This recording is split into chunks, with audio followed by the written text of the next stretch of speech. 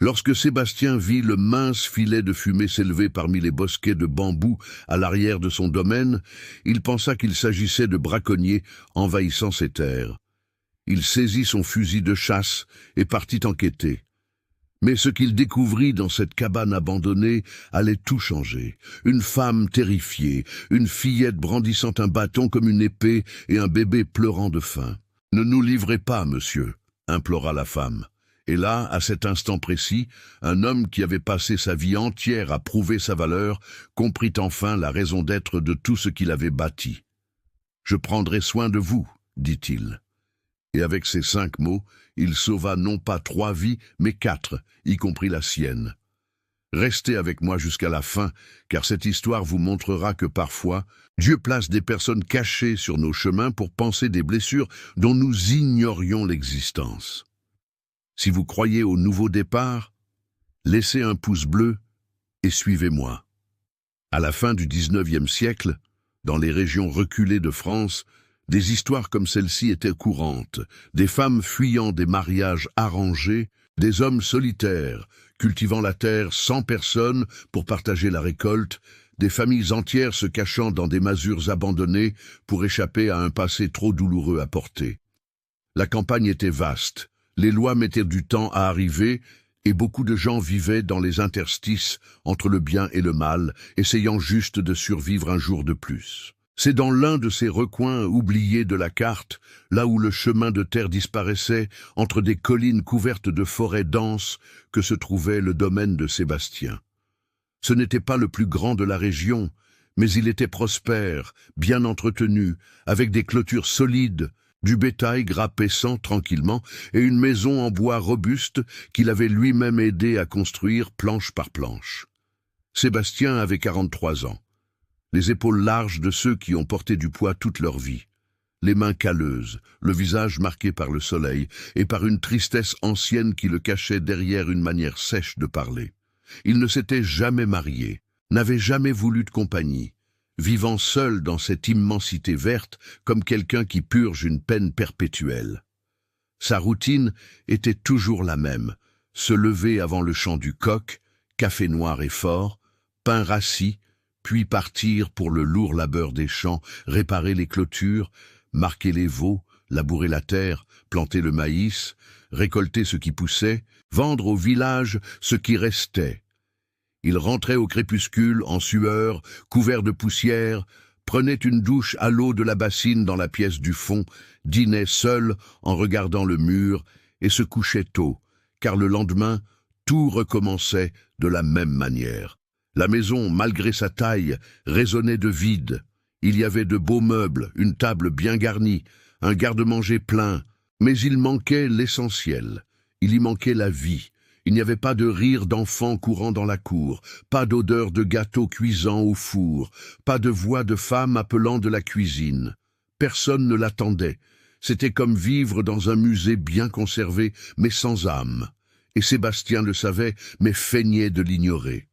Car admettre la solitude, c'était accepter qu'il avait peut-être gâché toutes ces années, à vouloir prouver quelque chose à des gens qui ne s'en souciaient plus. Ce jeudi matin-là, le ciel s'était levé clair, d'un bleu profond, que seule la campagne possède, et l'air était frais, sentant la terre mouillée par la rosée de la nuit. Sébastien suivait le chemin qui longeait la limite nord de la propriété, où les bosquets de bambous poussaient densément, formant presque une paroi verte qui séparait ces terres des forêts vierges. C'était une partie qu'il visitait rarement, car il n'y avait ni pâturage, ni plantation, juste une vieille cabane de muletier qu'il maintenait debout par obstination, mais qui était abandonnée depuis des années. Autrefois, lorsque les caravanes de mulets traversèrent la région transportant des marchandises d'un bout à l'autre, les muletiers s'y arrêtaient pour se reposer, manger, dormir une nuit avant de reprendre la route. Mais les temps avaient changé, les routes avaient changé, et la cabane était tombée dans l'oubli, envahie par la végétation, avec des fenêtres sans vitres, la porte grinçant lâche sur ses gonds rouillés, et le toit avec des tuiles manquantes ici et là. C'est pourquoi Sébastien fut surpris de voir, entre les cimes des arbres, un mince filet de fumée s'élevait lentement vers le ciel. Fumée signifiait feu, et feu signifiait présence humaine. Il sentit un serrement dans la poitrine, moitié irritation, moitié curiosité. Qui aurait le courage d'envahir ces terres et de s'y installer comme s'il en était le propriétaire? Des braconniers, des déserteurs, des voleurs de bétail cachés attendant la nuit pour frapper? Il retourna chez lui au trot, prit son fusil de chasse, vérifia qu'il était chargé et revint, déterminé à expulser quiconque se trouverait là. Le chemin jusqu'à la cabane était couvert d'herbes hautes et de branches basses qui lui éraflèrent les bras. Quand il arriva enfin assez près pour voir la construction, Sébastien s'arrêta et observa. La porte était fermée, mais il y avait des signes clairs d'occupation récente. Du linge étendu sur une corde attachée entre deux arbres, un seau en étain à côté du petit puits à l'arrière, du bois empilé près de l'entrée. Quelqu'un avait nettoyé la cour, balayé les feuilles mortes et même planté quelques pieds de choux dans un petit parterre improvisé à côté de la maison. Sébastien s'approcha lentement, fusil fermement tenu dans ses mains, mais sans pointer encore nulle part. Il s'arrêta à quelques mètres de la porte et cria d'une voix grave et autoritaire « Qui est là-dedans? Sortez maintenant les mains en l'air où je puisse les voir. » Il y eut un silence tendu, puis un bruit de meubles traînés à la hâte. Des pas pressés, un sanglot étouffé de bébé.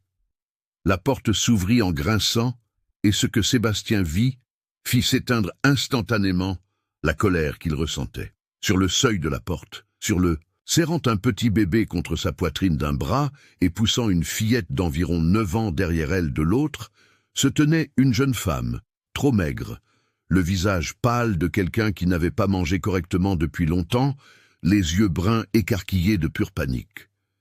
Sa robe était simple, rapiécée à plusieurs endroits, souillée par la route et la suie du foyer. Le bébé pleurnichait doucement, enveloppé dans un drap qui avait dû être blanc, mais qui était maintenant gris à force d'usage. Et la fillette fut ce qui le toucha le plus. Elle était pieds nus, vêtue d'une petite robe usée, les cheveux foncés, tout emmêlés, et tenait à la main un fin bâton qu'elle pointait vers Sébastien comme une lance, les petits yeux pleins de larmes, mais avec un courage désespéré de celle qui allait défendre sa mère et sa petite sœur jusqu'au bout, même en sachant qu'elle n'avait aucune chance. « S'il vous plaît, monsieur, » dit la femme, la voix tremblante mais ferme, « ne nous dénoncez pas. Je vous en supplie, nous n'avons nulle part où aller, nous n'avons personne. Si vous nous chassez, nous mourrons sur la route. » Sébastien baissa lentement son fusil, sans quitter des yeux la scène devant lui. Il sentit quelque chose bouger au fond de sa poitrine, une chose ancienne et oubliée, peut-être de la compassion, peut-être de la reconnaissance. « Qui êtes-vous, madame ?» demanda-t-il, essayant de garder un ton sérieux, mais sans réussir à cacher complètement l'inquiétude qui commençait à monter. « Je m'appelle Céline, » répondit-elle rapidement. « Ce sont mes filles, Rose et Marianne. Nous fuyons quelque chose de très grave, monsieur. Je suis arrivé ici par hasard. J'ai cru que la maison était abandonnée, que personne ne s'en soucierait. Je l'ai rangée, nettoyée, je n'ai rien cassé. Nous avions juste besoin d'un toit, c'est tout.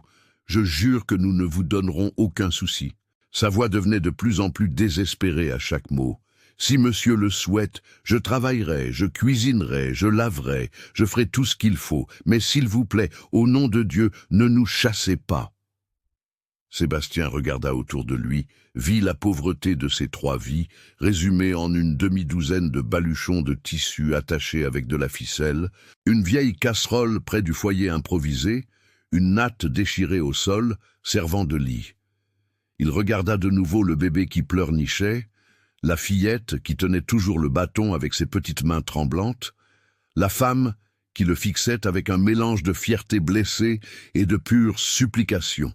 Et soudain, sans bien comprendre pourquoi, Sébastien se rappela de lui-même à 19 ans, au chassé de chez lui par son propre père, errant sur les routes sans destination, dormant sous un arbre, affamé, transi de froid, en colère, mais surtout avec une solitude qui faisait plus mal que n'importe quelle blessure physique.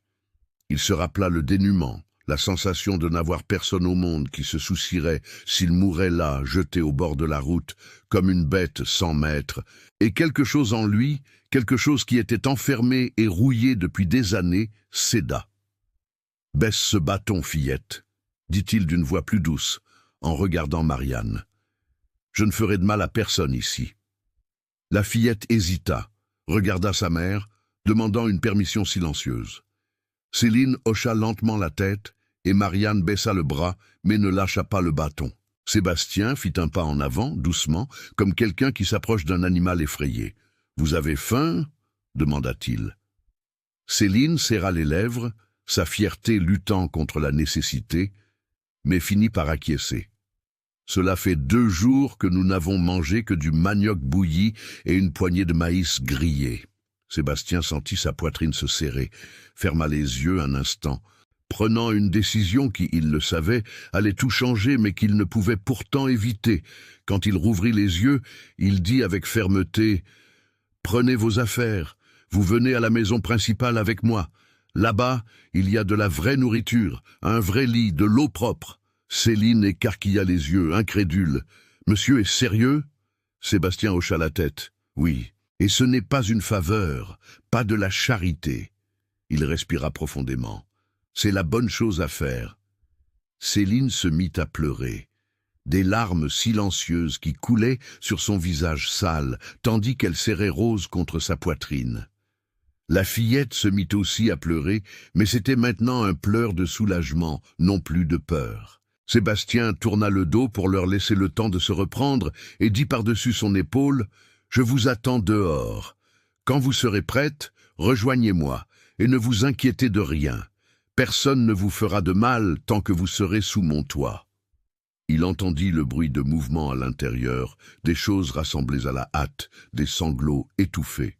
En attendant, Sébastien regarda le ciel bleu, les arbres alentour, la fumée qui montait encore mince de la cheminée, et pour la première fois en plus de 20 ans, il sentit que peut-être, juste peut-être, il avait trouvé un but plus grand que de simplement prouver à des fantômes du passé qu'il avait de la valeur. Peut-être que la valeur d'un homme ne résidait pas dans la taille du domaine qu'il construisait, mais dans la taille du cœur qu'il parvenait encore à maintenir vivant sous toute cette carapace dure. Quelques minutes plus tard, Céline sortit de la cabane, portant Rose dans ses bras et tirant Marianne par la main. Elles avaient 2 baluchons de tissu accrochés aux épaules. C'était tout ce qu'elles possédaient au monde. Sébastien commença à marcher devant, ouvrant le chemin à travers la végétation, et elles le suivirent en silence. Le chemin jusqu'à la maison principale prit environ 20 minutes de marche. Lorsque la construction apparut enfin entre les arbres, solide, avec une véranda spacieuse et un toit bien entretenu, Céline laissa échapper un léger soupir d'admiration, mêlé de peur. Marianne serra plus fort la main de sa mère. Sébastien monta les marches de la véranda et ouvrit la porte, leur faisant signe d'entrer. « Venez, dit-il, cette maison est trop grande pour un homme seul. Il y a des chambres en trop, il y a de la nourriture dans le garde-manger, il y a de la place pour tout le monde. » Céline entra lentement, comme si elle marchait sur un sol sacré, regardant autour d'elle les meubles en bois sombre. La grande table, les casseroles accrochées au mur de la cuisine, tout ce qui représentait une vie qu'elle n'avait jamais eue. Sébastien leur montra une chambre à l'arrière, simple mais propre, avec un lit double couvert d'une courte pointe en patchwork et une fenêtre donnant sur le verger. « Ceci peut être votre chambre, dit-il. Il y a un bon matelas, une couverture si la nuit devient fraîche, et la porte ferme de l'intérieur si vous voulez de l'intimité. » Céline posa Rose sur le lit avec précaution, comme si elle craignait que tout ne disparaisse si elle faisait un mouvement brusque. Marianne s'assit dans un coin, toujours accrochée à son bâton, les yeux écarquillés par tout ce qu'elle voyait. Sébastien sortit, revint avec une bassine d'eau propre, un morceau de savon et une serviette. « Vous pouvez vous laver, changer de vêtements si vous en avez. Ensuite, venez à la cuisine. Je vais préparer quelque chose à manger. » Céline tint la bassine comme un trésor. « Merci, monsieur, » murmura-t-elle. « Merci de tout mon cœur. » Il hocha la tête, sortit et ferma la porte, les laissant seuls. Il s'appuya contre le mur du couloir un instant, respirant profondément, essayant de comprendre ce qu'il venait de faire. Il venait d'ouvrir la porte de sa maison, de sa vie, à 3 parfaites inconnues. Il ne savait pas d'où elles venaient, il ne savait pas ce qu'elles fuyaient, il ne savait pas si elles resteraient une semaine ou un mois, mais il savait au fond de lui que plus rien ne serait comme avant. Dans la cuisine, Sébastien prépara du riz, des haricots, fit frire des œufs, coupa de larges tranches de pain maison, chauffa le lait frais de la traite du matin. Quand tout fut prêt, il appela. Céline apparut avec les fillettes, maintenant les visages propres, révélant des traits plus délicats. Les cheveux de Marianne peignaient en arrière avec de l'eau, Rose silencieuse dans les bras de sa mère. Elles s'assirent à table, un peu mal à l'aise, attendant la permission. « Mangez à votre faim », dit Sébastien en servant les plats. « Il y en a plus dans la casserole si besoin. » Céline commença à manger lentement. Chaque bouchée semblait faire mal, tant elle était bonne, comme si son corps avait oublié ce qu'était la vraie nourriture. Marianne attaqua le pain avec une faim de plusieurs jours, mais regardait toujours Sébastien du coin de l'œil, méfiante. Rose buvait le lait tiède que Céline lui donnait avec une petite cuillère, et à chaque gorgée semblait devenir plus sereine. Sébastien mangea en silence, observant les trois, et sentit quelque chose d'étrange s'installer dans sa poitrine. La table n'était plus vide, la maison n'était plus silencieuse, et lui, pour la première fois depuis si longtemps, ne se sentait plus complètement seul. Après le repas, Céline insista pour faire la vaisselle. Sébastien la laissa faire, voyant qu'elle avait besoin de sentir qu'elle contribuait d'une manière ou d'une autre, qu'elle n'était pas seulement un poids mort.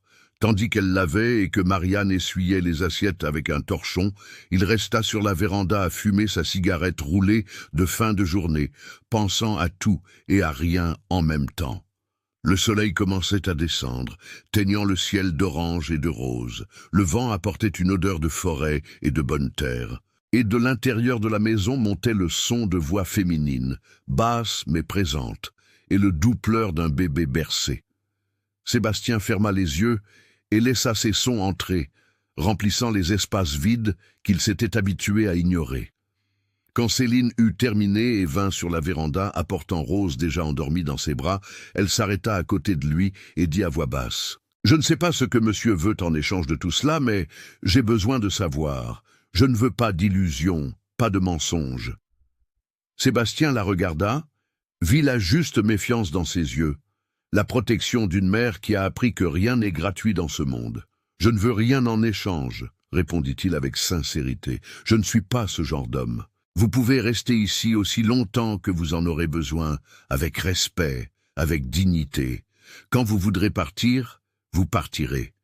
Considérez cette maison comme votre abri aussi. » Céline étudia son visage, cherchant un mensonge, cherchant des arrière-pensées. Elle n'en trouva pas, seulement de la fatigue, de la solitude et une bonté un peu rouillée, mais toujours vivante. « Pourquoi monsieur fait-il cela ?» demanda-t-elle. « Monsieur ne nous connaît même pas. » Sébastien tarda à répondre. Quand il répondit, sa voix sortit rauque, chargée d'une vérité qu'il découvrait lui-même à ce moment-là. « Parce que quelqu'un, un jour, aurait dû faire ça pour moi quand j'en avais besoin et personne ne l'a fait.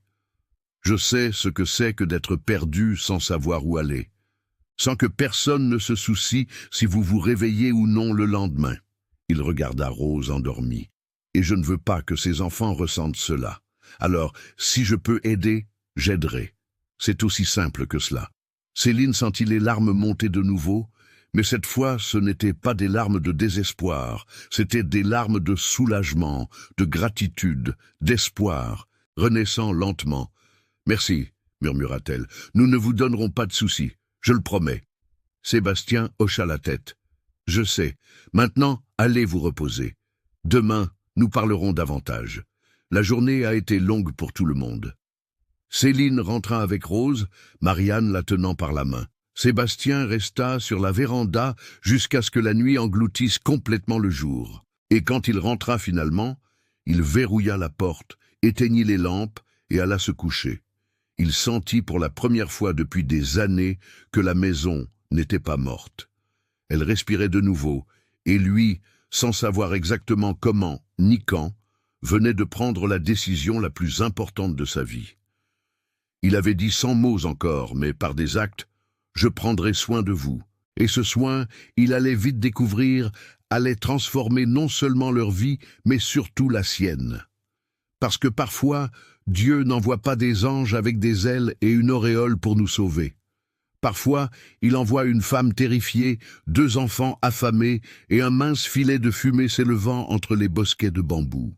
Et c'est à nous de choisir si nous prendrons le fusil de chasse ou si nous ouvrirons notre cœur. Les premiers jours furent d'un silence prudent, de ceux où chacun mesure l'autre sans vouloir paraître le mesurer.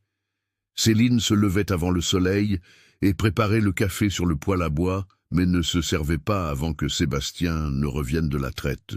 Marianne circulait dans la maison comme un chat sauvage, toujours à l'affût, toujours prête à prendre sa petite sœur et à s'enfuir si quelque chose semblait aller de travers. Le bébé Rose pleurait peu, comme si elle avait appris très tôt que le bruit attire le danger. Et Sébastien, lui, suivait sa routine habituelle, mais revenait maintenant à la maison avec un serrement différent dans la poitrine. Moitié peur de trouver la maison vide, moitié peur de s'habituer trop à la trouver pleine. Lors des premiers petits déjeuners, les conversations étaient courtes, pratiquement inexistantes. Sébastien mangeait en regardant son assiette. Céline nourrissait Rose dans ses bras. Marianne mâchait lentement, sans quitter des yeux l'homme assis au bout de la table. C'était comme si tous apprenaient une nouvelle danse, essayant de ne pas se marcher sur les pieds. Mais ce fut le 4e jour que quelque chose changea. Sébastien revint du pâturage plus tôt que d'habitude, apportant un paquet de tissus sous son bras. Il trouva Marianne assise seule sur la véranda, jouant avec un bâton dans la terre, dessinant ce qui semblait être une maison. Elle le regarda du coin de l'œil, tendu. Il s'arrêta à quelques pas, respectant son espace, comme quelqu'un qui s'approche d'un animal blessé. « J'ai pris ça au village ce matin, » dit-il d'une voix grave et posée. « J'ai pensé que tu aimerais. » Il tendit le paquet. Marianne regarda le paquet comme s'il s'agissait d'un piège. Elle ne bougea pas. Sébastien posa le paquet sur le sol, à mi-chemin entre eux, et s'éloigna. « Tu peux l'ouvrir quand tu veux, » dit-il simplement, et entra dans la maison. Céline, qui observait tout depuis la fenêtre de la cuisine avec Rose sur la hanche, sentit sa gorge se serrer. Cet homme savait des choses sans qu'on ait besoin de les lui expliquer. Quelques heures plus tard, alors que le soleil se couchait déjà éteignait le ciel d'orange et de violet, Sébastien revint sur la véranda pour fumer sa cigarette roulée de fin de journée. Le paquet n'était plus là où il l'avait laissé. Il regarda discrètement autour de lui et vit Marianne, assise sous le manguier du jardin avec quelque chose sur les genoux. Elle tenait une simple poupée de chiffon, faite de bouts de tissu et de boutons pour les yeux, mais avec une petite robe cousue, avec soin par la couturière du village. La fillette serrait la poupée contre sa poitrine, comme quelqu'un qui étreint un trésor rare, et, pour la première fois depuis son arrivée, elle avait quelque chose qui ressemblait à un sourire sur les lèvres. Sébastien détourna rapidement le regard pour ne pas la gêner, mais à l'intérieur, il sentit une chaleur monter de son estomac jusqu'à sa gorge. C'était la sensation d'être nécessaire, d'avoir fait une différence, même petite, dans la vie de quelqu'un. Combien d'années s'étaient écoulées depuis qu'il n'avait pas ressenti cela? Cette nuit-là, après que tous se furent retirés, Sébastien resta sur la véranda plus longtemps que d'habitude, regardant les étoiles qui brillaient énormes dans le ciel de la campagne. Il pensait à sa propre vie, à ses 40 et quelques années qui semblaient avoir été construites brique par brique avec rage et entêtement. Il se rappela le jour où son père l'avait appelé dans le grand salon du domaine où il était né, alors qu'il n'avait que 19 ans. Le vieil homme était assis dans le fauteuil en cuir, le visage fermé, cette expression dure que Sébastien connaissait bien. « Tu épouseras la fille du colonel Hyacinthe », avait dit son père sans ambages. « Tout est arrangé, les terres s'uniront, la famille grandira en puissance. C'est ton devoir, en tant que mon fils. » Sébastien se souvenait encore du serrement dans sa poitrine, de la révolte montant. Mais je n'aime pas cette jeune femme, père. Je la connais à peine, et le pire, j'ai entendu dire qu'elle ne veut pas de moi non plus. » Son père avait frappé la table, furieux. L'amour est une affaire de femmelettes et de poètes vagabonds. Un homme se marie par responsabilité, par lignée, pour la terre. Tu feras ce que je te dis ou tu n'es plus mon fils. Sébastien avait dit non. Il avait dit qu'il n'allait pas vendre sa propre vie en échange de plus de pâturage et de bétail. Il avait dit qu'il préférait construire à partir de zéro plutôt que de vivre dans une prison dorée. Et son père avait tenu sa promesse. Il avait chassé son fils sur le champ devant les ouvriers agricoles, sa mère qui pleurait en silence, ses jeunes frères qui regardèrent le sol avec honte. « Tu n'es pas un homme digne de porter notre nom », avait crié le vieil homme. « Sors de ma vue et ne reviens plus jamais. Tu es mort pour cette famille. » Sébastien était parti avec les vêtements qu'il portait, un vieux cheval que sa mère avait réussi à lui cacher, et une rage si grande qu'il semblait qu'il allait exploser de l'intérieur. Il s'était juré de construire un domaine plus grand et plus prospère, plus beau que celui de son père, et de prouver qu'il valait plus qu'il ne l'imaginait. Et il l'avait construit à force de sang, de sueur et de nuits sans sommeil. Mais la question qui le tourmentait en silence pendant les nuits les plus solitaires était simple et cruelle. Construire pourquoi? Pour qui? Pour prouver à un homme qui était mort 5 ans plus tard, sans jamais avoir envoyé un message, sans jamais avoir demandé pardon, sans jamais avoir dit qu'il avait eu tort. Quand son père était mort, Sébastien l'avait appris par la bouche d'un muletier de passage dans la région. Il n'avait même pas été prévenu par sa famille, n'avait pas été appelé pour la veillée, pour l'enterrement, pour le partage. Il avait été effacé comme s'il n'avait jamais existé. Et cette douleur, la douleur d'être exclu, même du deuil, de ne pas pouvoir dire adieu, même en étant vivant, avait créé une croûte dure autour de son cœur. Depuis lors, Sébastien ne vivait que pour travailler. Il se levait tôt, travaillait la terre, rentrait tard, mangeait seul, dormait seul, se réveillait seul. Le domaine prospérait, le bétail se multipliait, la récolte était abondante. Mais la table restait vide. Le silence de la maison était assourdissant. Dans un coin caché de son âme, il savait qu'il gaspillait tout ce qu'il avait construit. Car la richesse, sans personne pour la partager, n'est qu'un tas de choses mortes, empilé dans un coin. Ce fut Céline qui le sortit de ses pensées. Elle apparut sur la véranda, apportant une tasse de café chaud enveloppée dans un vieux châle qu'il reconnut comme une couverture, qu'il avait laissé pendue dans le cabanon à outils. « J'ai pensé que vous aviez froid », dit-elle à voix basse, tendant la tasse. Sébastien accepta, et pour la première fois depuis des jours, ils restèrent côte à côte en silence. Mais c'était un silence différent, plus léger. « Vos filles ont de la chance d'avoir une mère comme vous », dit-il soudain, sans bien savoir d'où lui venait ce courage de parler. Elle rit, mais c'était un rire triste. « De la chance? Je ne sais pas, monsieur Sébastien. Si elles avaient de la chance, elles ne seraient pas nées filles d'une femme vendue comme un sac de farine. » Il fronça les sourcils. « Vendue ?» Céline respira profondément, serrant le châle autour de ses épaules. « C'était mon frère », commença-t-elle d'une voix basse mais ferme, comme quelqu'un qui n'a plus peur de dire la vérité. Il devait beaucoup d'argent de jeux, de boissons, d'une mauvaise vie.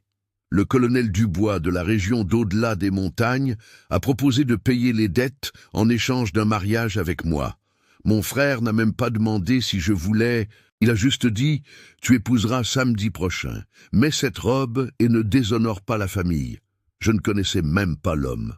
Je savais seulement qu'il était plus âgé, qu'il était veuf, qu'il avait la réputation d'être un homme violent. J'ai essayé de m'enfuir avant, mais mon frère m'a enfermé dans ma chambre jusqu'au jour du mariage. On m'a emmené à l'église comme on emmène une génisse à l'étable. Et je me suis marié parce qu'à cette époque, une femme n'avait ni voix, ni vote, ni volonté propre. Sébastien serra la tasse entre ses mains, sentant la colère monter. Et après, continua-t-elle, ce fut pire que je n'imaginais. Il me traitait comme une propriété, pas comme une épouse. Il criait, cassait des choses, levait la main si le dîner n'était pas comme il le voulait. Quand Marianne est née, il s'est fâché parce qu'il voulait un fils. Quand Rose est née, pire encore. Il disait que je ne servais qu'à accoucher de petites femmes inutiles. Sa voix trembla un peu, mais ne se brisa pas.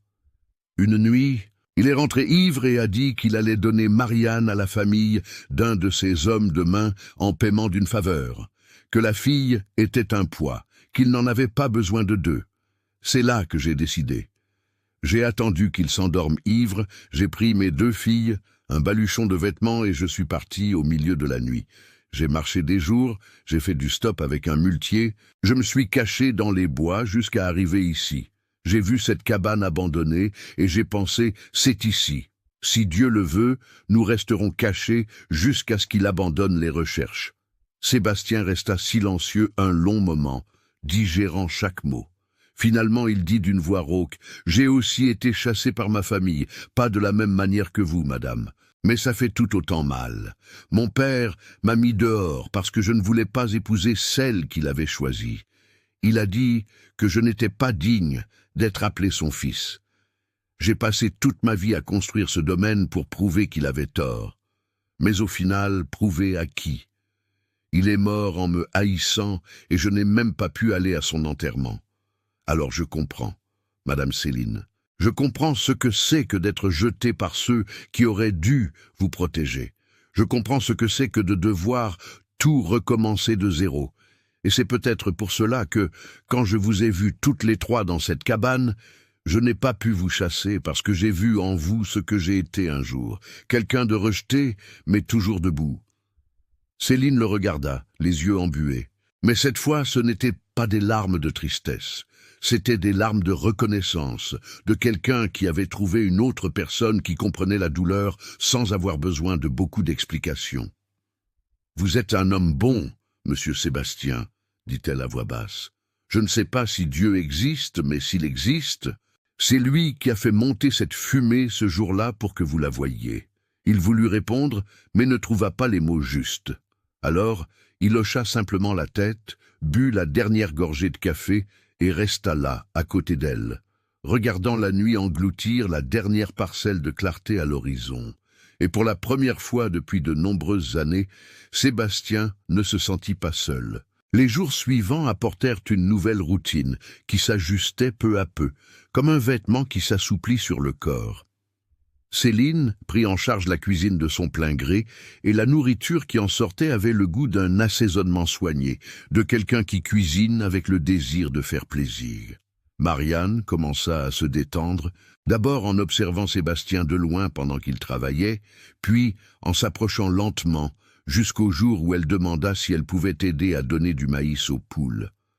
Rose grandissait, dodue et souriante, commençant à balbutier ses premiers mots, tendant ses petits bras en l'air chaque fois que Sébastien passait à proximité, comme si elle avait déjà décidé que cet homme était sûr. Et Sébastien, il redécouvrait peu à peu ce que c'était que de rentrer chez soi et de sentir la bonne odeur de la cuisine, d'entendre les rires d'enfants dans la cour, de voir du linge étendu sur le fil qui n'était pas seulement le sien.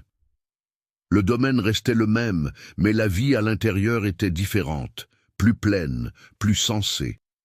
Mais le 12e jour, la paix fragile qu'il construisait fut ébranlée. Sébastien revenait du village où il était allé chercher des provisions, lorsque le propriétaire de l'épicerie l'appela à part, l'air méfiant.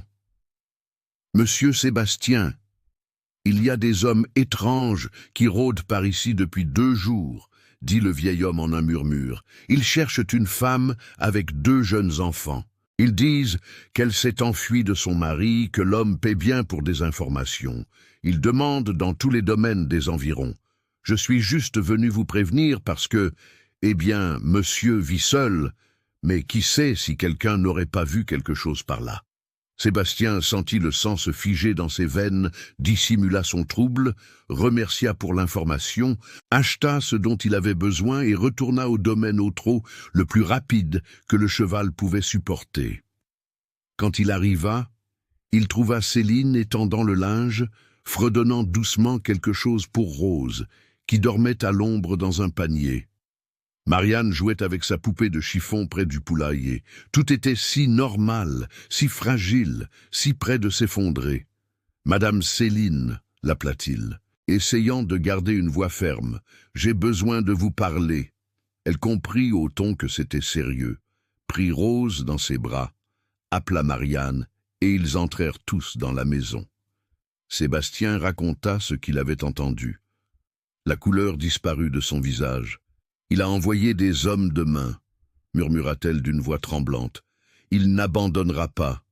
Il a de l'argent, du pouvoir, des gens qui font ce qu'il leur dit sans scier. S'il découvre que je suis ici, il me ramènera et emmènera les filles aussi.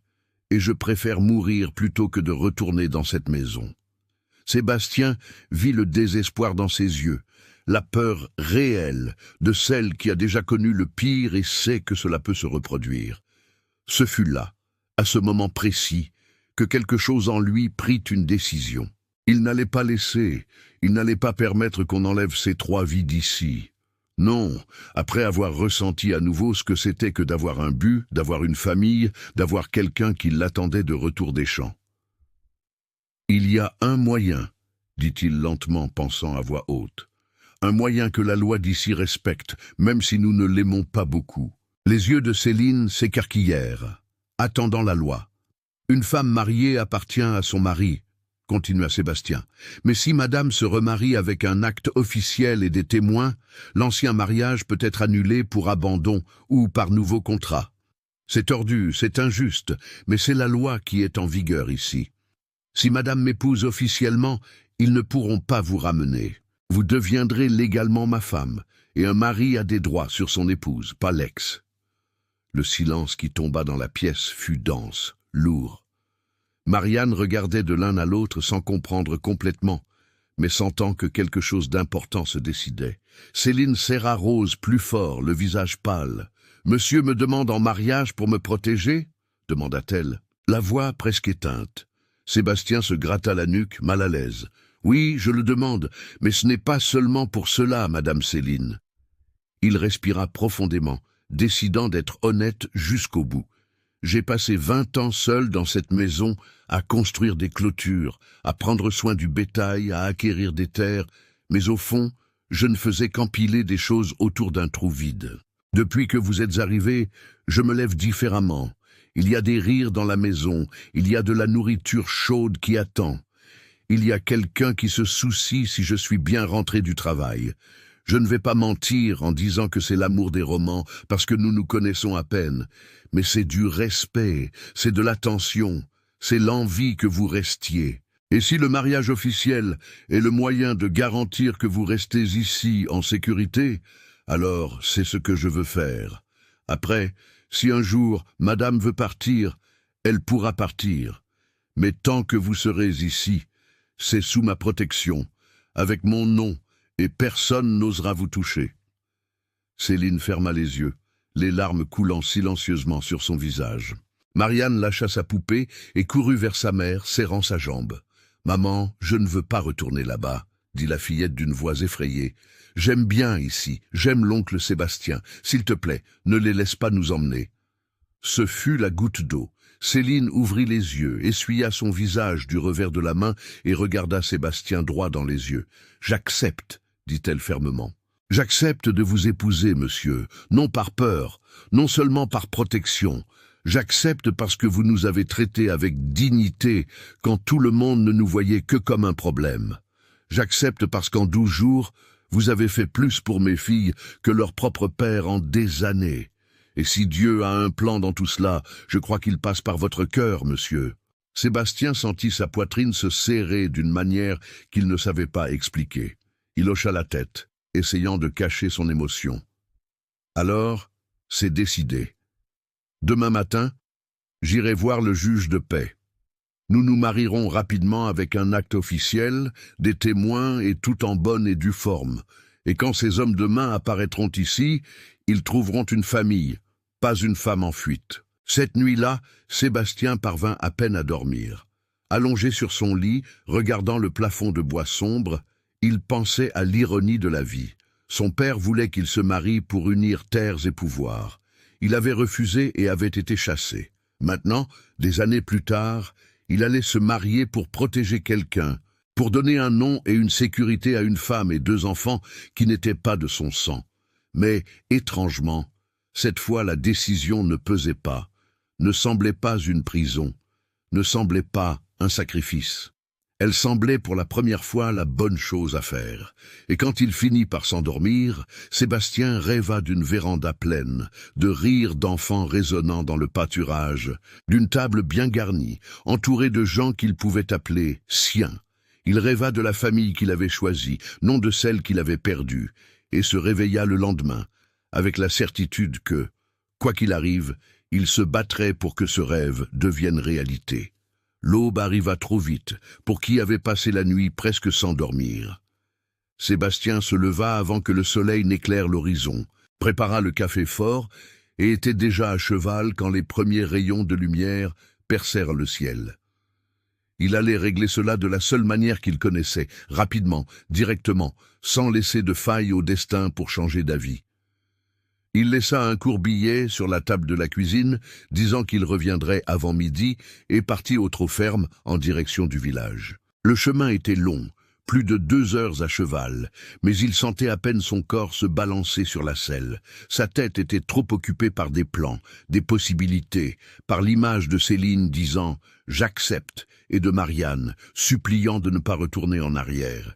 Ces 2 femmes et ce bébé étaient devenus en moins de 2 semaines la chose la plus importante qu'il avait à protéger.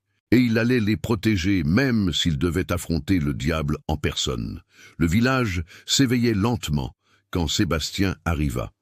Quelques boutiques ouvraient leurs portes, une odeur de pain frais s'échappait de la boulangerie, des femmes allaient chercher de l'eau à la fontaine de la place, des hommes conversaient devant la porte du barbier. Il se rendit directement à la maison du juge de paix. Une construction simple, empisée, peinte en blanc, avec des fenêtres bleues au bout de la rue principale. Il frappa fermement à la porte.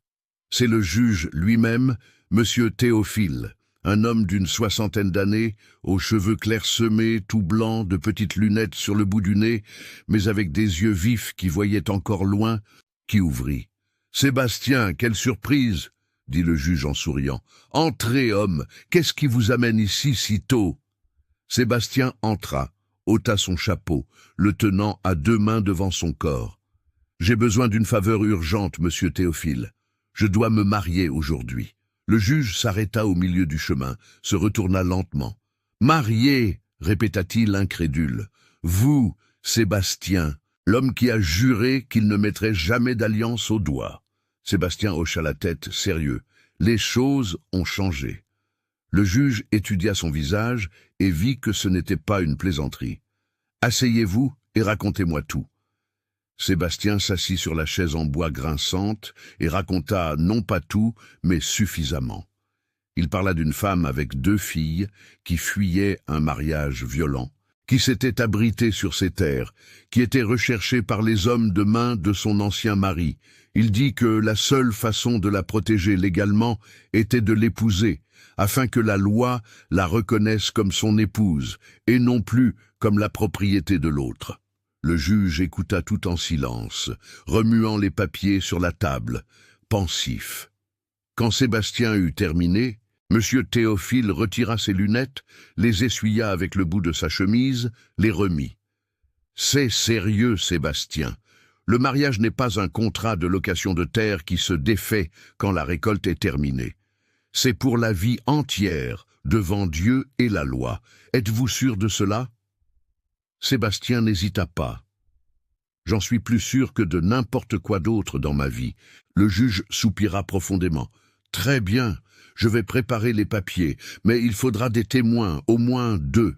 Et la jeune femme doit être présente pour signer aussi. Je ne peux marier personne par contumace. » Sébastien acquiesça. « Je reviens avec elle avant midi. Vous pouvez tout préparer. » Le juge prenait déjà sa plume et son encre, ouvrant le gros registre. « Je m'en occupe.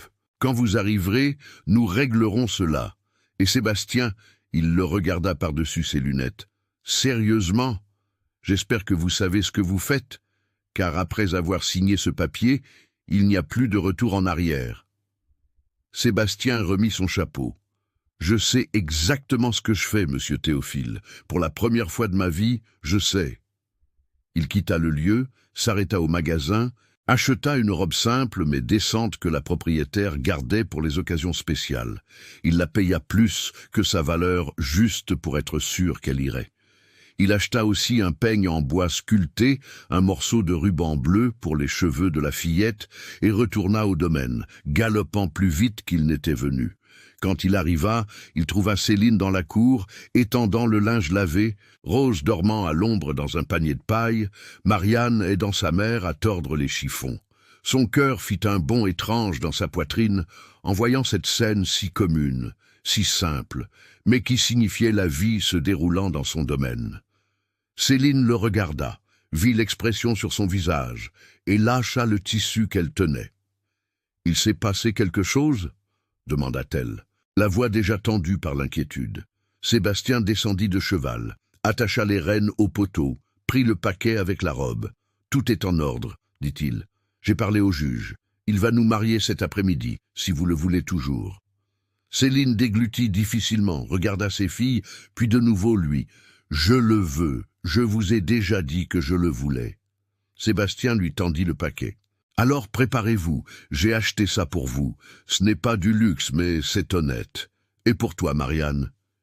Il sortit le ruban bleu de sa poche. « C'est pour te rendre encore plus jolie. » La fillette prit le ruban les yeux brillants. C'était la première fois qu'elle recevait un cadeau dans sa vie. Céline ouvrit le paquet dans la chambre, déplia la robe avec soin. Elle était simple, en coton brut, avec de petites fleurs brodées sur le col, des manches longues, une jupe ample. Ce n'était pas une robe de mariée de conte de fées, mais elle était digne, propre, sentait le neuf. Elle la serra contre son corps, se regardant dans le petit miroir craqué accroché au mur, et pour la première fois depuis des années, elle sentit qu'elle pouvait peut-être encore être une vraie femme. Pas seulement une mère en fuite, pas seulement une ombre terrifiée. Elle passa lentement la main sur le tissu, sentant la texture, et laissa les larmes couler, car là, dans cette petite chambre empruntée, tenant une robe qu'un homme bon avait achetée pour qu'elle se marie, sans rien exiger en retour, si ce n'est la chance de la protéger. Céline sentit pour la première fois que peut-être Dieu ne l'avait pas complètement oubliée. Elle se changea, se coiffa comme elle put, attacha ses cheveux avec un morceau de fil pour qu'ils tiennent. Marianne mit le ruban bleu dans ses propres cheveux et tourna devant le miroir, souriant d'une manière que Céline n'avait pas vue depuis des mois. Ils partirent pour le village juste après le déjeuner. Sébastien devant à cheval, Céline montée en croupe, tenant Rose dans ses bras. Marianne, assise devant lui, accrochée à la selle. Le chemin était long, mais personne ne se plaignit. Marianne montrait du doigt les petits oiseaux qui traversaient le ciel, les fleurs sauvages, tout ce qu'elle voyait devant elle, avec cet enchantement d'enfant qui redécouvrait le monde sans peur. Quand ils arrivèrent au village, c'était déjà le milieu de l'après-midi.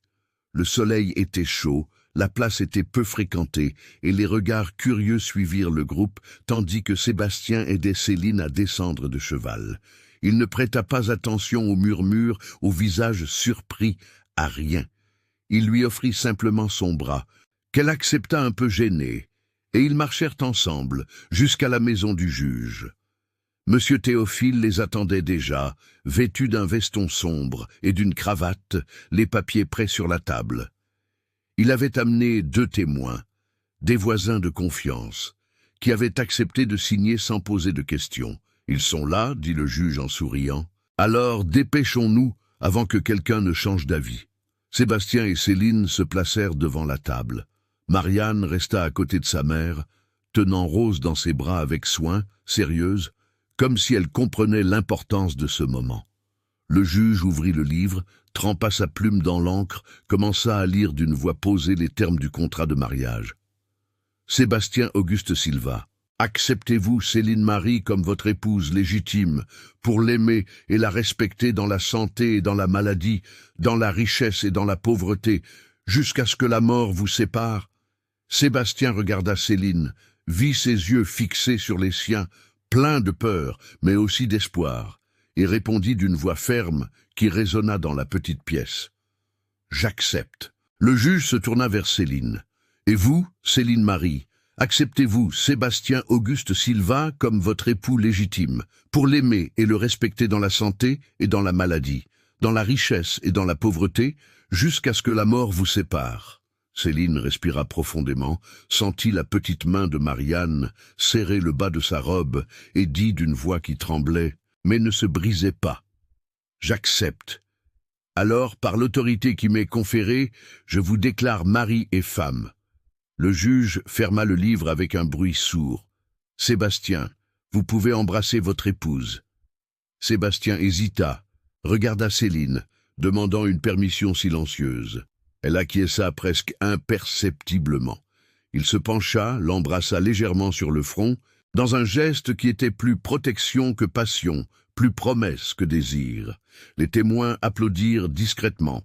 Le juge sourit satisfait et Marianne laissa échapper un petit rire de soulagement. « C'est fait, » dit M. Théophile, leur tendant le document officiel avec les sceaux et les signatures. « Maintenant, vous êtes mariés devant la loi. Que Dieu bénisse cette union. » Sébastien prit le papier, le plia avec soin et le rangea dans la poche intérieure de son veston. « Merci, Monsieur Théophile. Je vous dois cela. » Le juge fit un signe de tête. « Vous ne me devez rien. Prenez juste bien soin d'elle et de ses jeunes filles. C'est tout ce que je demande. » Sébastien regarda Céline, ses filles, et dit avec conviction « Je prendrai soin d'elles, soyez-en sûrs. » Ils quittèrent la maison du juge, déjà comme une famille aux yeux de la loi. Sébastien aida Céline à remonter à cheval, installa Marianne devant, et ils commencèrent le chemin du retour. Le soleil descendait déjà, teignant tout d'or, et une brise fraîche commençait à souffler entre les arbres. Ils étaient à mi-chemin, déjà loin du village, quand ils entendirent le bruit de chevaux venant rapidement dans leur direction. Sébastien tira sur les rênes, s'arrêta, sa main allant instinctivement vers le couteau qu'il portait à la ceinture. Céline se tendit derrière lui, serrant Rose contre sa poitrine. Marianne se recroquevilla. Au milieu de la poussière de la route apparurent 3 hommes à cheval, chapeaux de cuir, vêtements sombres, revolver accroché à la ceinture. Ils ralentirent le pas, encerclèrent le groupe. Celui qui était devant, un homme à la grosse moustache et au regard dur, parla le premier. « Bon après-midi, nous cherchons une femme fugitive, cheveux châtains, 2 enfants. Son nom est Céline. Monsieur, par hasard, avez-vous vu quelqu'un comme ça par ici ?» Sébastien regarda l'homme dans les yeux sans ciller, la voix calme mais chargée d'autorité. « Oui, je l'ai vue, elle est bien ici. » L'homme écarquilla les yeux, surpris par la facilité de la réponse, et allait déjà avancer quand Sébastien continua. « Mais avant que monsieur ne fasse une bêtise, laissez-moi clarifier une chose. Cette femme ici n'est plus une fugitive du tout. Elle est mon épouse. Nous nous sommes mariés aujourd'hui même avec un acte officiel, des témoins, et tout en bonne et due forme. Alors, si monsieur est venu chercher la femme d'un autre homme, il peut retourner d'où il vient, car elle n'existe plus. » Il sortit de sa poche le document de mariage, le déplia, le montra de loin aux hommes pour qu'ils voient les sceaux officiels.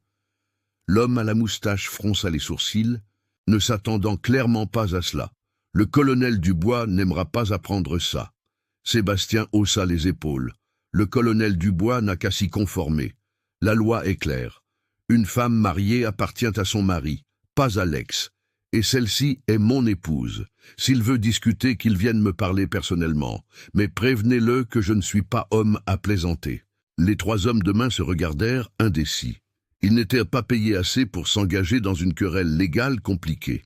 Et ce papier, avec le sceau du juge, était plus puissant que n'importe quel revolver dans cette situation.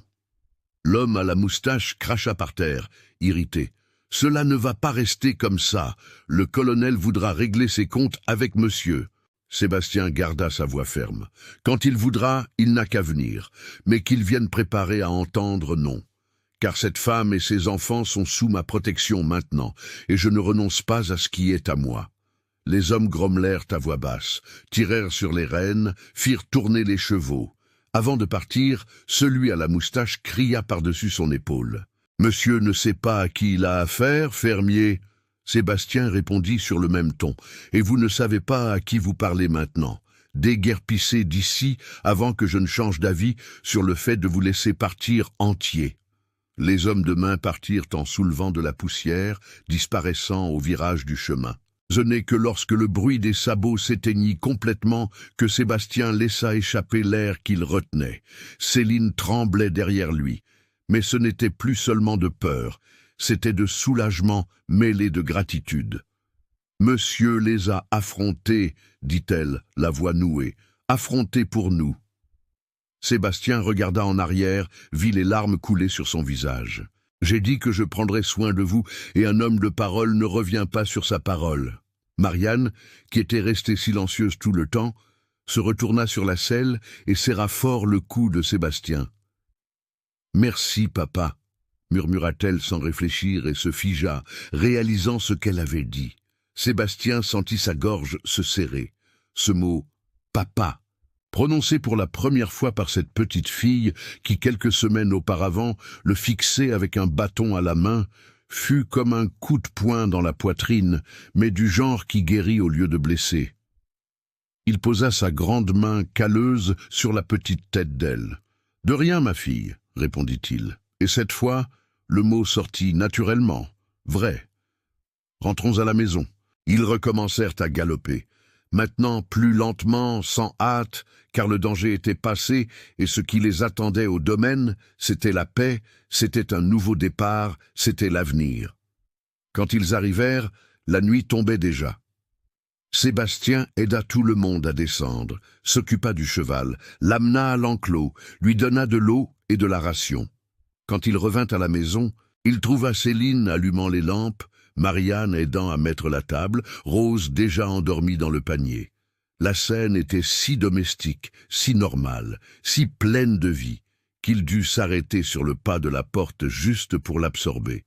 C'était sa maison maintenant, non plus le mausolée silencieux où il se cachait du monde, mais un vrai foyer avec de vrais gens, avec un amour naissant lentement, mais fermement. Ils dînèrent ensemble ce soir-là, conversant doucement de choses simples, de la prochaine plantation, de la robe que Céline allait raccommoder, de la poule que Marianne avait baptisée Coco.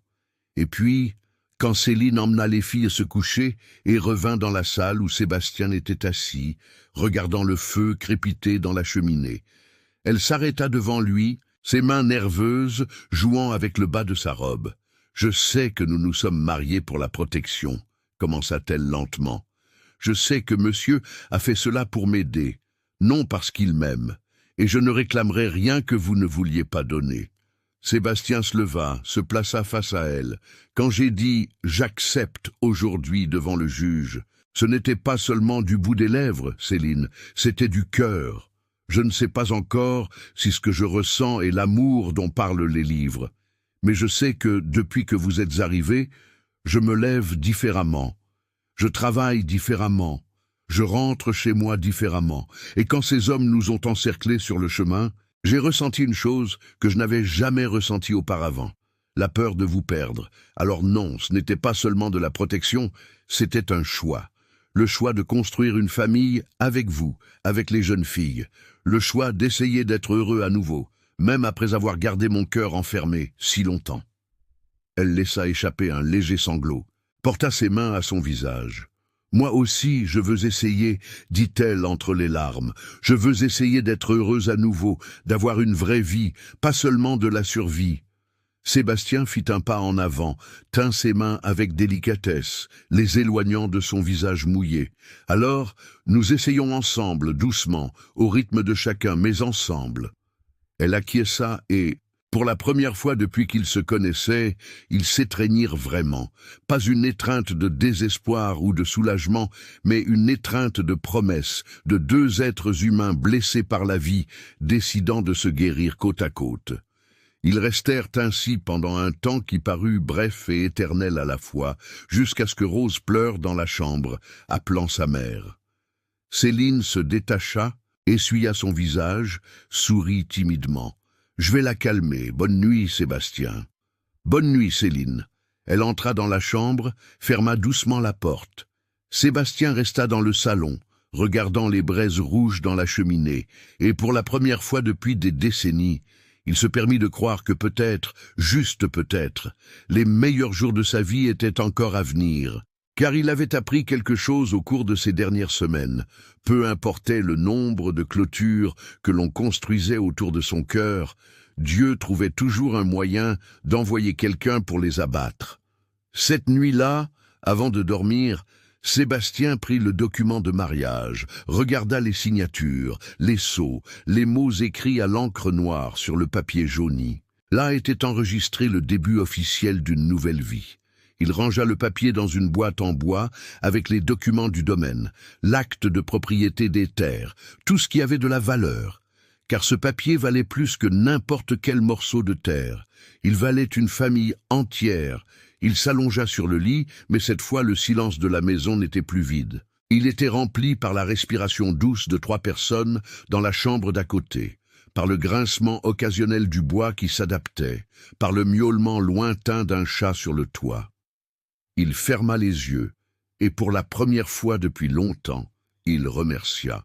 Il remercia pour la fumée qu'il avait vue s'élever entre les bosquets de bambou.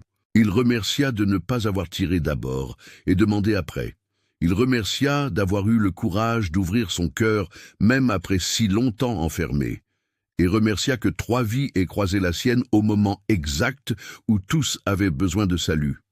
Car au final, il s'en rendait compte, personne ne sauve personne seul. On se sauve ensemble, en se tenant la main et en décidant que demain sera différent d'hier. Et demain, pour Sébastien et sa nouvelle famille, serait le premier jour du reste de leur vie. Les années passèrent comme une rivière qui coule paisiblement, mais fermement, façonnant les pierres du chemin sans faire de bruit, transformant tout petit à petit. La maison qui autrefois résonnait de vide, vivait maintenant pleine de voix, de pas courants dans le couloir, de casseroles qui cliquetaient sur le poêle, de rires éclatants dans la cour. Sébastien et Céline construisirent, jour après jour, ce qui commença comme un accord de protection et se transforma en un amour véritable, de ceux qui n'ont pas besoin de beaux mots parce qu'ils se prouvent dans les petites choses. Le café préparé avant qu'il ne se lève, la couverture qu'elle posait sur ses épaules quand il s'endormait sur sa chaise après le dîner, la façon dont il lui réservait toujours le plus gros morceau de viande dans son assiette, la main qu'il cherchait sous la table quand personne ne regardait. Marianne grandit, forte et décidée, devenant une jeune femme de caractère, apprenant à lire et à écrire avec le professeur itinérant qui passait par la région, aidant aux travaux du domaine comme si elle était née là. Rose, qui était un bébé à leur arrivée, grandit en bonne santé et souriante, avec ses boucles sombres toujours en désordre et une manière douce de parler qui attendrissait même le cœur le plus dur. 3 ans après le mariage, Céline tomba enceinte. La nouvelle apporta de la joie mêlée de peur, car les souvenirs des accouchements précédents faisaient encore mal. Mais cette fois, c'était différent. Il y avait un mari présent, une maison sûre, de la nourriture abondante. Sébastien ne tenait presque plus en place de contentement, bien qu'il essaie de dissimuler pour ne pas paraître bête. Il prépara la chambre avec un soin redoublé, répara le vieux berceau qu'il avait trouvé dans le grenier, le ponça et le vernit jusqu'à ce qu'il brille. Quand le garçon naquit un matin de printemps, avec les petits oiseaux chantant dehors et le soleil entrant par la fenêtre, Sébastien tint son fils dans ses bras pour la première fois et pleura sans honte. Ils le nommèrent Michel, en l'honneur du saint protecteur. Et ce garçon, premier enfant de sang de Sébastien, rejoignit les filles sans qu'il y ait la moindre différence de traitement. Marianne et Rose aimèrent leur petit frère avec une tendresse féroce, se disputant qui allait le bercer, qui allait lui chanter une berceuse. La famille avait grandi, et avec elle grandit aussi l'amour qui tenait dans cette maison en bois, au milieu de nulle part. Les années suivantes apportèrent 2 autres enfants, Claire et ensuite Pierre, et la table, qui un jour n'avait qu'une seule assiette solitaire, devait maintenant être agrandie pour accueillir tout le monde. Sébastien vieillit en travaillant dur, mais c'était une bonne fatigue, celle de quelqu'un qui savait à quoi servait chaque goutte de sueur. Les terres prospéraient, le bétail se multipliait, mais ce qui grandissait le plus était la certitude que chaque décision, chaque risque, chaque moment de peur en avait valu la peine. Il regardait Céline, déjà avec quelques cheveux blancs, mais toujours belle à ses yeux, et la remerciait de ne pas avoir laissé son cœur s'endurcir au point de ne pas reconnaître la bénédiction quand elle était apparue, déguisée en fumée, entre les bosquets de bambou. Marianne se maria à 20 ans avec un jeune homme travailleur du domaine voisin, un garçon honnête que Sébastien approuva après de longues conversations sérieuses sur le respect et l'attention. Rose suivit les pas de sa sœur, trouvant un amour tranquille avec le fils du forgeron du village. Michel, Claire et Pierre grandissaient forts, apprenant la valeur du travail, de la famille, de la parole donnée, mais rien ne dure éternellement. Et le corps de Sébastien, après tant d'années de dur labeur, commença à montrer des signes de fatigue. D'abord, ce fut la douleur au dos qui ne passait plus avec le repos, puis l'essoufflement en montant la côte, la toux sèche qui s'obstinait à ne pas partir. Céline l'obligea à aller voir le médecin du village, qui l'examina. Il hocha la tête avec regret, dit que c'était l'âge, le corps, lui demandant de s'arrêter. Sébastien tenta de continuer à travailler comme avant, mais ses forces s'en allaient lentement, comme la marée qui se retire sur la plage. Il dut passer les rênes du domaine à Michel, qui était déjà un homme fait, capable et responsable. Ce fut dur pour Sébastien d'accepter qu'il ne pouvait plus tout faire seul, mais Céline lui tenait la main et disait doucement « Tu en as déjà fait assez, maintenant laisse les autres prendre soin de toi, comme tu as pris soin de tout le monde. » Et lui, un peu contrarié mais reconnaissant la vérité, accepta de s'asseoir plus souvent sur la véranda et de travailler moins dans le pâturage. C'est un après-midi d'automne, avec les feuilles qui commençaient à jaunir et à tomber, que Sébastien sentit sa poitrine se serrer différemment. Il était assis dans le fauteuil à bascule qu'il avait lui-même fabriqué des années auparavant, regardant la cour où ses petits-enfants jouaient à cache-cache quand la douleur vint fort, lui coupant le souffle. Céline le vit changer de visage, lâcha ce qu'elle faisait et courut. « Sébastien !» cria-t-elle effrayée, s'agenouillant devant lui. Il lui serra la main avec force. « Je crois que mon heure est venue, mon amour. » Elle secoua la tête, les larmes coulant. « Ne dis pas ça, ne dis rien. » Mais il sourit, un sourire fatigué mais en paix. « Je n'ai pas peur, Céline. J'ai vécu plus que je ne méritais. J'ai été plus heureux que je n'aurais pu l'imaginer. Grâce à toi, grâce à cette famille que Dieu m'a donnée quand j'avais déjà tout abandonné. » Ils appelèrent le médecin en urgence, mais tous savaient qu'il n'y avait pas grand-chose à faire. Le cœur de Sébastien, qui avait battu si fort pendant tant d'années, était épuisé. Les jours suivants, toute la famille se réunit. Marianne revint du domaine de son mari, amenant ses jeunes enfants.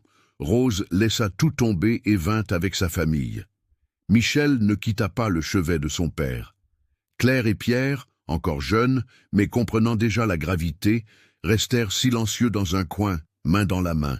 La maison se remplit de monde, de pleurs retenus, de prières murmurées. Sébastien passait la majeure partie de son temps à dormir, se réveillant de temps en temps pour sourire à quelqu'un, pour serrer une main, pour murmurer un mot de tendresse. Un matin clair, avec le soleil se levant doré à l'horizon, il se réveilla plus lucide que les jours précédents. Il demanda à tous de s'approcher. Céline s'assit au bord du lit, lui tenant la main, entourée de ses enfants et petits-enfants. Sébastien regarda chaque visage, les gravant dans sa mémoire, et commença à parler d'une voix faible, mais ferme. « Je veux que vous sachiez une chose. J'ai passé la première moitié de ma vie à penser que je ne valais rien, que j'avais été rejeté parce que j'étais bon à rien. J'ai construit tout ce domaine en essayant de prouver à des fantômes que j'étais quelqu'un. » Il respira profondément, rassemblant ses forces pour continuer. Mais ce n'est que lorsque j'ai cessé d'essayer de prouver et que j'ai commencé à aimer que j'ai compris. La valeur d'un homme ne réside pas dans la taille de la terre qu'il possède, ni dans la quantité de bétail, ni dans le nombre de sacs de café qu'il récolte. Elle réside dans la famille dont il prend soin, dans l'amour qu'il sème, dans les vies qu'il touche. Et j'ai été riche, très riche, non pas d'argent, mais de vous, Il regarda Céline avec une tendresse infinie. « Tu m'as sauvé, mon amour, quand tu es apparu dans cette cabane cachée, terrifié, pensant que j'allais te chasser. Tu ne savais pas que c'était toi qui me sauvais. Merci d'avoir accepté de m'épouser. Merci d'avoir transformé cette maison en foyer. Merci pour chaque jour passé à tes côtés. » Il regarda Marianne. « Ma fille, tu as été la première à m'appeler « papa ». Tu te souviens? Ce jour-là, sur la route, quand les hommes de main sont apparus, ce mot m'a guéri d'une blessure dont je ne savais même pas qu'elle saignait encore. Merci d'avoir eu confiance en moi. » Il regarda Rose, qui pleurait doucement. « Ma petite fleur, tu as grandi si belle, si bonne. Prends toujours soin de ta mère, promets-tu » Rose acquiesça en sanglotant, regarda Michel, Claire et Pierre. « Vous trois êtes le fruit de l'amour que je croyais ne jamais avoir. Vous êtes la preuve que Dieu a toujours un meilleur plan que le nôtre. Prenez soin de cette terre, mais prenez encore plus soin les uns des autres. La famille est le seul trésor que l'on emporte quand on s'en va. » Il fit une longue pause, fatigué. « Et pour vous tous, enfants, petits-enfants, arrière-petits-enfants, qui êtes encore à venir, je ne laisse qu'une seule demande. Quand vous verrez quelqu'un de perdu, effrayé, sans endroit où aller, ouvrez la porte. Ne tournez pas le dos, car c'est ainsi que tout a commencé, avec une porte ouverte, avec un cœur qui a accepté le risque d'aimer à nouveau. Et voyez ce que ça a donné. Voyez combien de vies sont nées de ce « oui ». Sa voix s'éteignit, la fatigue l'emportant. Céline lui embrassa la main, la mouillant de larmes. « Repose-toi, mon amour, repose-toi. Tu as déjà fait tout ce que tu avais à faire. » Sébastien ferma les yeux avec un long et doux soupir, comme quelqu'un qui se couche enfin après une très longue journée de travail. Sa main, toujours entrelacée dans celle de Céline, perdit lentement sa force, et ainsi, entouré de tous ceux qu'il aimait, dans une chambre pleine de lumière et de gens qui pleuraient non de désespoir, mais de gratitude de l'avoir eu, Sébastien s'en alla. L'enterrement fut simple, comme toute sa vie. Il fut inhumé sous le grand manguier, à l'arrière du domaine, l'endroit où il aimait le plus s'asseoir pour se reposer après le travail. Céline fit graver sur la croix de bois « Sébastien Auguste Silva, homme bon qui ouvrit la porte quand le monde commandait de la fermer ». Beaucoup de gens vinrent du village, des domaines voisins, des gens qui l'avaient aidé au fil des ans, sans jamais rien demander en retour, sans jamais faire de bruit. Et chacun avait une histoire à raconter, un bon souvenir, une preuve que cet homme avait traversé la vie en faisant une différence. Céline vécut encore 15 ans après la mort de Sébastien. Elle continua à vivre au domaine, entourée de ses enfants et petits-enfants, s'occupant du potager, préparant les recettes qu'il aimait, racontant des histoires sur le jour où ils s'étaient rencontrés, sur le mariage précipité, sur les hommes de main sur la route, sur chaque petit miracle qu'ils avaient construit ensemble. Elle ne se remaria jamais. Elle disait qu'elle avait déjà eu l'amour de sa vie et que ce serait de la cupidité d'en vouloir plus. Quand son heure de partir arriva aussi, elle demanda à être enterrée aux côtés de Sébastien, sous le même manguier. Et ainsi fut fait. Les deux croix se tenaient côte à côte, témoins silencieux d'un amour qui commença par nécessité, mais se transforma en choix, qui naquit de la peur, mais grandit dans la confiance, qui fut scellé sur un papier, mais vécu au quotidien avec vérité. Les années passèrent, les décennies tournèrent, et le domaine resta aux mains de la famille. Michel prit la relève, puis le transmit à ses enfants qui le transmirent à leurs enfants. Et ainsi, la chaîne resta solide, inébranlable. De nombreuses, très nombreuses années plus tard, quand le siècle avait déjà tourné et que le monde avait changé de visage, le domaine était toujours debout. Il n'était plus isolé comme avant. Le chemin de terre était devenu de l'asphalte, le village avait grandi et était devenu une petite ville. Mais la maison principale, celle en bois que Sébastien avait aidé à construire, restait préservée.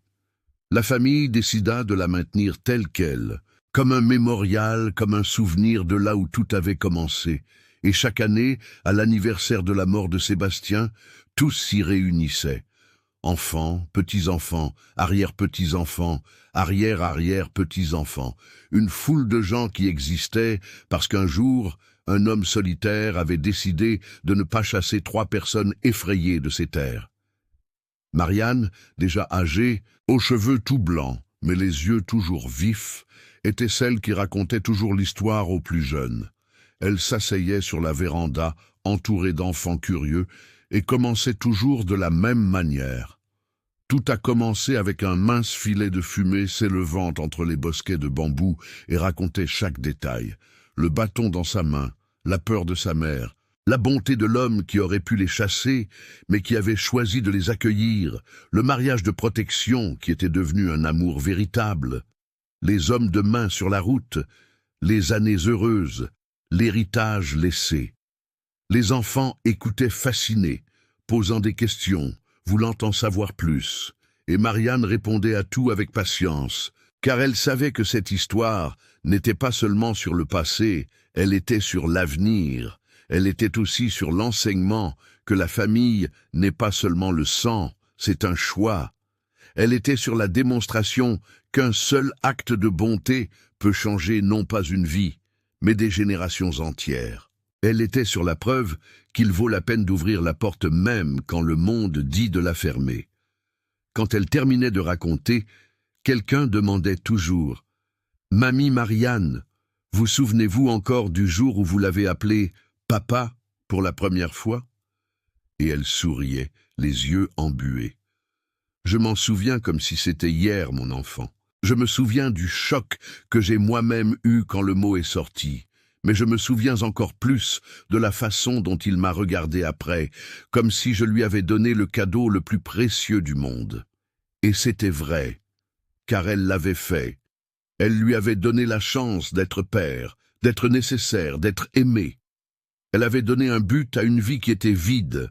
Elle avait donné une famille à celui qui pensait mourir seul. Sur le mur du salon, encadré et protégé par une vitre, se trouvait toujours le document original de mariage, jauni par le temps, avec l'encre déjà un peu effacée, mais toujours lisible. Les enfants aimaient regarder les signatures, imaginer comment était ce jour-là, la nervosité, l'espoir, l'amour naissant, et à côté du document, une vieille photographie prise des années après le mariage, quand le photographe itinérant était passé par la région. Sur elle, Sébastien et Céline apparaissent sérieux, comme c'était la coutume à l'époque. Mais si l'on regarde attentivement, on peut voir au coin de sa bouche un presque sourire et sur sa main, posée sur son épaule, une intimité que la pose formelle ne peut cacher. Derrière eux, Marianne, Rose et Michel enfant, et à côté, le reste de la famille, qui viendrait encore. Cette photo était plus qu'un simple enregistrement. C'était la preuve que les miracles existent, que les nouveaux départs sont possibles, que l'amour véritable n'a pas besoin d'un début parfait, il a juste besoin de cœur disposé à essayer. Et aujourd'hui, pendant que vous m'écoutez, pendant que cette histoire vous parvient à travers le temps et la distance, je veux vous poser quelques questions qui ne me laissent pas en paix. Combien de bénédictions avez-vous confondues avec des invasions ? Combien de fois quelqu'un est-il apparu dans votre vie ayant besoin d'aide, et avez-vous pensé d'abord aux complications, aux problèmes, aux risques, avant de penser à l'opportunité de faire le bien? Combien de portes avez-vous verrouillées par peur, par fatigue, par l'idée que vous aviez déjà trop de vos propres problèmes à porter ceux de quelqu'un d'autre? Sébastien aurait pu chasser cette famille. Il en avait tout le droit. C'était ses terres, sa maison, sa vie, mais il a choisi différemment. Il a choisi de voir au-delà de la fumée, au-delà de la peur, au-delà de sa propre solitude. Et en faisant cela, il n'a pas sauvé 3 vies, il en a sauvé 4, parce qu'il mourait aussi à l'intérieur. Il ne le savait juste pas encore. Il se noyait en silence, dans des clôtures bien faites et du bétail gras, mais sans personne pour partager. Et quand il a ouvert cette porte, quand il a dit « Je prendrai soin de vous », il disait en fait « S'il vous plaît, laissez-moi prendre soin de quelqu'un, laissez-moi être utile à nouveau, laissez-moi avoir une raison de me lever demain. » Sébastien a vécu 43 ans à essayer de prouver sa valeur à un père qui l'avait rejeté. Il a passé des décennies entières à construire un patrimoine pour montrer qu'il valait quelque chose. Mais ce n'est que lorsqu'il a cessé de prouver et qu'il a commencé à aimer qu'il a découvert qui il était vraiment. Il a découvert que sa valeur ne résidait pas dans les hectares de terre, mais dans la table bien garnie, entourée de famille. Elle ne résidait pas dans la taille du troupeau, mais dans la taille du cœur, qui était encore capable de s'ouvrir. Elle ne résidait pas dans la victoire sur son père, dans une compétition imaginaire, mais dans le fait d'être le père qu'il n'avait jamais eu lui-même. Et cela, mon ami, est une leçon que l'on met parfois une vie entière à apprendre, ou pire, que l'on n'apprend jamais. On passe tellement de temps à essayer de prouver, d'impressionner, de gagner, qu'on oublie de simplement aimer, on oublie d'ouvrir la porte, on oublie de dire « je prendrai soin de vous » à ceux qui ont besoin de l'entendre. Et à la fin, quand la vie se termine, ce ne sont pas les clôtures que nous avons construites qui importent, ce sont les étreintes que nous avons données. Ce n'est pas ce que nous avons accumulé, c'est ce que nous avons partagé. Si cette histoire a touché votre cœur d'une manière ou d'une autre, si elle vous a fait repenser à une porte restée trop longtemps fermée, si elle vous a rappelé un nouveau départ dans votre propre vie, ou quelqu'un qui a été votre Sébastien dans un moment difficile, je vous demande, abonnez-vous ici à la chaîne Récits de la campagne. Laissez un like sur cette vidéo et partagez-la avec quelqu'un qui a besoin d'entendre qu'il n'est jamais trop tard pour recommencer. Que la famille est un choix, que le véritable amour peut naître des manières les plus inattendues. Et racontez-moi dans les commentaires, car je veux vraiment savoir, avez-vous déjà été rejeté par ceux qui auraient dû vous aimer? Et plus important encore, avez-vous laissé cela vous endurcir ou vous a-t-il appris à aimer différemment? Avez-vous déjà ouvert la porte à quelqu'un que le monde disait de laisser dehors? Parce qu'au final, la plus grande vengeance contre ceux qui vous ont rejeté n'est pas le succès matériel, c'est le bonheur construit avec ceux que vous avez choisi d'appeler votre famille. C'est regarder en arrière et voir non pas ce que vous avez perdu, mais ce que vous avez gagné en ouvrant à nouveau votre cœur. Et laissez-moi vous dire une dernière chose avant de finir. Si vous traversez un moment difficile maintenant, si vous vous sentez rejeté, seul, pensant que vous n'avez pas votre place dans le monde, souvenez-vous de cette histoire. Souvenez-vous que Céline fuyait, effrayée, sans savoir où aller, dormant dans une cabane abandonnée, pensant qu'elle allait mourir sur la route avec ses filles, et soudain, une fumée est apparue, un homme est apparu, une porte ouverte est apparue. Souvenez-vous que Sébastien était vide à l'intérieur, construisant un patrimoine, mais mourant de solitude, pensant qu'il finirait sa vie sans jamais avoir été vraiment aimé. Et soudain, une famille s'est cachée sur ses terres. Une chance de recommencer est apparue. Dieu a une manière très particulière de rassembler des personnes brisées pour qu'elles se guérissent ensemble. Il n'envoie pas toujours le prince sur son cheval blanc ou la fée marraine avec sa baguette magique. Parfois, il envoie un mince filet de fumée entre les bosquets de bambou. Parfois, il envoie quelqu'un de désespéré frappant à votre porte. Parfois, il utilise ce que le monde appelle un problème pour vous donner la solution que vous ne saviez même pas que vous cherchiez. Alors, n'abandonnez pas, ne verrouillez pas votre cœur, ne vous endurcissez pas au point de ne pas reconnaître la bénédiction quand elle viendra déguisée. Car votre histoire est encore en train de s'écrire et le meilleur chapitre pourrait être juste là, vous attendant d'avoir le courage de tourner la page et de dire oui à l'inattendu. Que Dieu vous garde et à la prochaine histoire, ici, sur Récits de la campagne.